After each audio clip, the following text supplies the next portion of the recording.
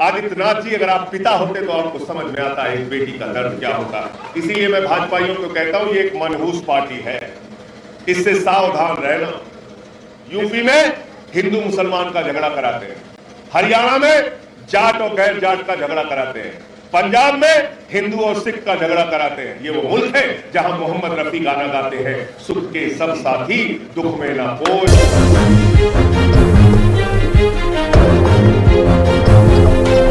शमशान चाहिए क्या किसी को? इन बेईमानों ने कोरोना की महामारी में गांव-गांव में शमशान बना दिया। इसीलिए मैं भाजपाइयों को कहता हूं, ये एक मनहूस पार्टी है, इससे सावधान रहना, इससे सावधान हो जाना। आजकल हिजाब पे प्रॉब्लम कर दिया, कह रहे हैं हिजाब पहन के कोई नहीं आ सकता। हमारी माताएं बहनें हैं, हिंदू माताएं बहनें, हमारे घर की बहुएं, क्या ये घूंघट निकाल के नहीं निकलती गांव में? किसी की हिम्मत है उसके साथ छेड़खानी कर देगा? हमारी सिख बेटियां हैं, क्या वो सर ढक के नहीं निकलती? किसी की हिम्मत है उसके साथ छेड़खानी कर देगा?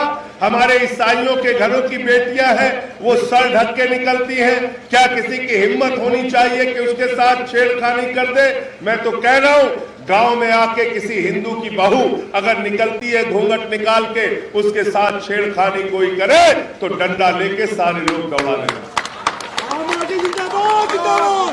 ये छेड़खानी करने वाले, ये बेटियों की इज्जत के साथ खिलवाड़ करने वाले लोग हिंदुस्तान नहीं चला सकते। याद रखना, बेटी बेटी होती है, हिंदू की हो, मुसलमान की हो, सिख की हो, ईसाई की हो, दलित की हो, पिछड़े की हो, सवर्ण की हो, अमीर की हो, गरीब की हो, किसी की भी बेटी की इज्जत के साथ खिलवाड़ मत करो। और बेटी का दर्द क्या होता है? आदित्यनाथ जी, अगर आप पिता होते तो आपको समझ में आता है एक बेटी का दर्द क्या होता है। जिंदाबाद जिंदाबाद। एक बेटी जब रोते हुए अपने घर पे आती है और अपने बाप से रोते हुए कहती है, पापा मुझे आज रास्ते में फला गुंडे ने छेड़ दिया, उसके बाप का कलेजा फट जाता है। आदित्यनाथ जी, ये अपने गुंडे जो पाल रखे हैं आपने, इनको समझाओ, इनको आचरण सिखाओ। भारत विविधता में एकता वाला देश है, यहां अलग अलग संस्कृति, अलग अलग भाषा, अलग अलग जाति, अलग अलग धर्म के लोग एक साथ मिलकर रहते हैं। मैं जिस राज्यसभा का सांसद हूं, मैं जिस राज्यसभा का सांसद हूं, लोकतंत्र का सबसे बड़ा मंदिर है वो। हमारे सभापति जी दक्षिण भारत से आते हैं, वो धोती पहनते हैं, हमें उनके परिधान का सम्मान करना है। हमारे दक्षिण भारत के सांसद आते हैं, वो धोती पहनते हैं, लुंगी पहनते हैं, हमें उनके परिधान का सम्मान करना है। हमारी राजस्थान की बहनें आती हैं, वो घूंघट लेकर आती हैं, सर पे अपने साड़ी रख के आती हैं, हमें उनके परिधान का सम्मान करना होगा, क्योंकि विविधता में एकता भारत की विशेषता। ये वो मुल्क है जहां मलिक मोहम्मद जायसी पद्मावत लिखते हैं, ये वो मुल्क है जहां रसखान को पढ़कर हम भगवान कृष्ण के बारे में जानते हैं, ये वो मुल्क है जहां मोहम्मद रफी गाना गाते हैं, सुख के सब साथी दुख में ना कोई, मेरे राम तेरा नाम एक साचा दूजाना।